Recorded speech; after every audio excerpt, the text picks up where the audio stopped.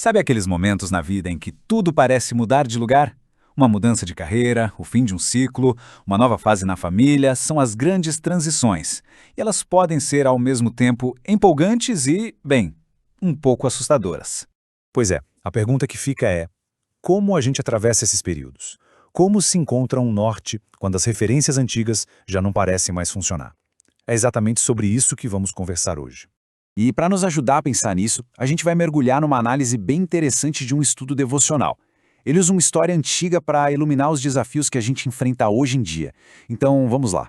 Para começar, vamos voltar no tempo. Pensa na era de Moisés liderando o povo pelo deserto. Naquela época, a orientação era, digamos, bem explícita. O que esse estudo devocional mostra é que durante essa jornada, a presença de Deus não era só algo que se sentia, era algo que se via. Era um guia físico, algo que dava para apontar com o dedo e seguir. Imagina só a segurança disso. Tinha uma nuvem que mostrava o caminho. Se a nuvem andava, todo mundo andava. Se ela parava, todo mundo parava. Simples assim. A comida, o famoso maná, aparecia todo dia. Era um sistema de orientação totalmente baseado na visão, naquilo que era concreto. Só que a vida é feita de mudanças, não é? E depois da liderança de Moisés, começa uma nova fase, com Josué, e com ela muda completamente a forma como a orientação era dada. É aqui que o verdadeiro desafio da transição se apresenta.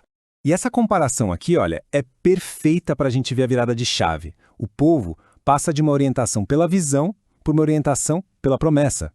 De seguir uma nuvem física para seguir uma palavra, uma convicção interna. A liderança agora exigia um tipo bem diferente de fé. Aí a gente para e pensa, né?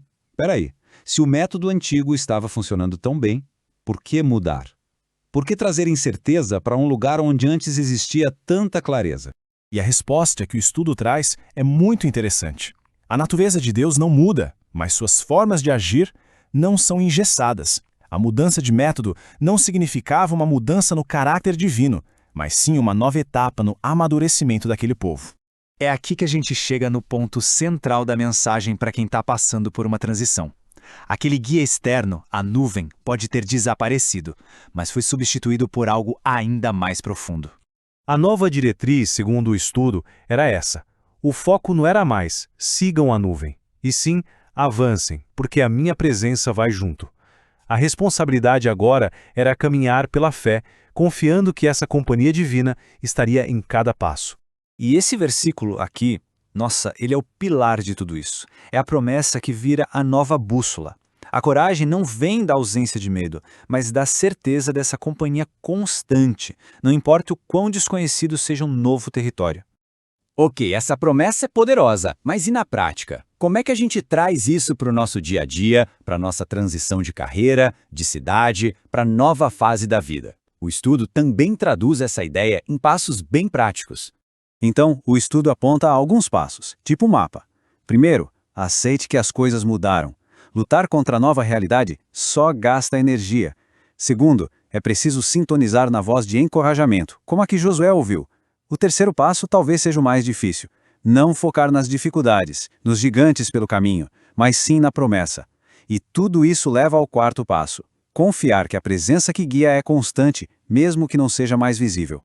E essa frase do estudo, para mim, fecha com chave de ouro. As circunstâncias podem ser caóticas e assustadoras numa transição. Elas gritam por atenção. Mas a lição aqui é que a nossa segurança não está nas circunstâncias favoráveis, mas sim numa presença que nunca falha. E assim a gente termina com uma pergunta para reflexão. Olhando para a própria vida, para as mudanças que estão acontecendo ou que estão por vir, em que área a gente está tentando enxergar um caminho claro, uma nuvem, quando talvez o convite seja simplesmente para dar o próximo passo com confiança? Fica aí a reflexão.